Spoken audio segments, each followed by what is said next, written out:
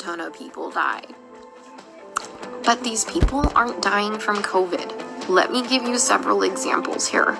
The only way I can kind of put this into context for everybody is, and this is going to be kind of an extreme example, this is like really the only thing I can come up with, is like if we were in Nazi Germany and they were like taking the Jews to go put them in a gas chamber, I'm the one like there saying, hey, this is not good, this is bad, this is wrong, we should not be doing this. And then everyone tells me, hang in there, you're doing a great job, you can't save everybody, you're amazing, you're a great nurse. Guys, I know I'm a good nurse. I know I go in there and I give it 500% every day. I know I'm not being negligent. Okay, I know that. What I need is someone to help me save these people from being killed. Hey everyone.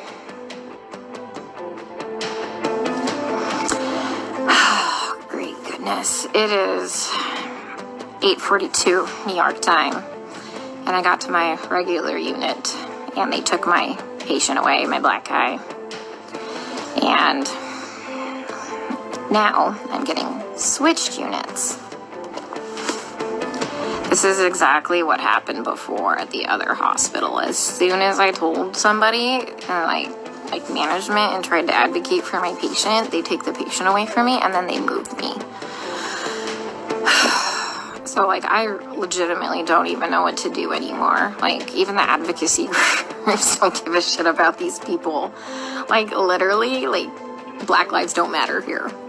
And I mean, that's pretty sad that somebody who is white and lives hundreds of miles away from the city gives more of a shit about these people than the actual people in the city. Like, for real. Like, I had a complete breakdown yesterday because, I missed an important email to do a revision on my proposal, so my proposal got canceled because I was trying to advocate for my patient and talk to management here and get the care that he needs because he's being medically mismanaged. And I just had a complete breakdown because my entire proposal got canceled because I wasted my time advocating for a patient who's just gonna die anyway. And sure enough, they take the patient away from me, and then almost 2 hours into the shift, they switch me units. This is exactly what happened at the other hospital when I was advocating for the little Hispanic lady. Guys, here's the thing. Let me try and put things into context for you, okay? I know not everybody's gonna live. I'm not that green or ignorant or, bright-eyed and bushy-tailed to think that, okay? I know we're gonna have a shit ton of people die. But these people aren't dying from COVID.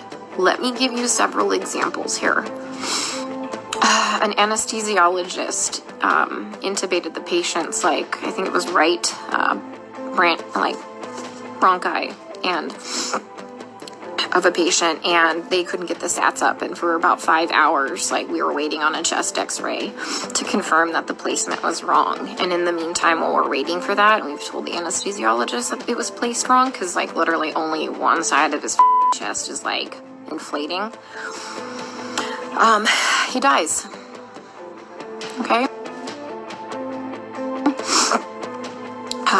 A patient had a heart rate of 40, and the resident started doing chest compressions on him, which is not what you do.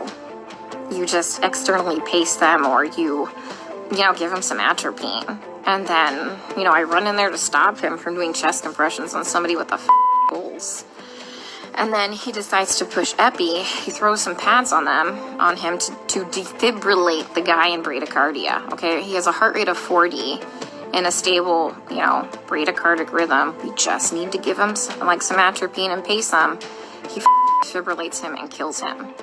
And I was literally ran out of the patient's room to get the director of nursing who was standing out there, and I'm like, can you stop him? He's going to kill that patient. He's going to kill that patient if he defibrillates him with bradycardia and a heart rate of 40.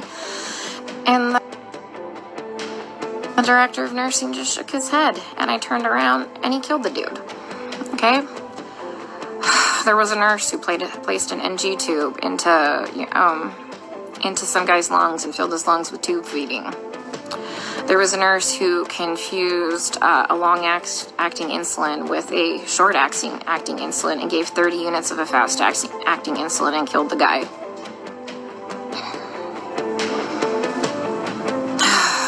What else? Other stuff have I seen? Yeah. It's just here they're just gonna let them rot on the vent. They're medically mismanaging these patients. And like, I'm not a doctor, guys. I'm not professing to be a doctor by any means. But there's, like I said, basic standards of care that we have to do. Like, when somebody's low on blood, like literally on the brink of a critical low blood level, we should replace the blood. But I asked the residents, and they're like, does he have internal bleeding? And I said, no. Then they're like, well, we're not replacing the blood. Well, here's the thing. In these COVID patients, they all eventually need a blood transfusion. Their blood, like, if you don't have enough blood to actually oxygenate your body, the vent settings don't matter, okay? They don't matter because you have no oxygen carrying capacity of your blood, okay? I told you about the patient where like all that like purulent drainage just kept seeping into his lungs because the ET tube cuff was leaking and nobody has a manometer here to check the pressures. And I finally figured that out. And I kept saying, hey, you know what? His white blood cell count is steadily like, you know, we're having a problem with it. Like, do you want to start some antibiotics? No. Well, does he have a fever? And I said, no, he doesn't have a fever. They didn't want to start antibiotics. Day shift nurse finally got a chest x-ray. He has full-blown pneumonia now. Like, I've been telling them this for a while, but because he didn't have a fever, they didn't want to give him antibiotics. We have a nurse who, like, fell asleep at the nurse's station while we were all in rooms, and her norepinephrine ran out, and the guy had no blood pressure and didn't perfuse his brain, and I'm pretty sure he's brain dead.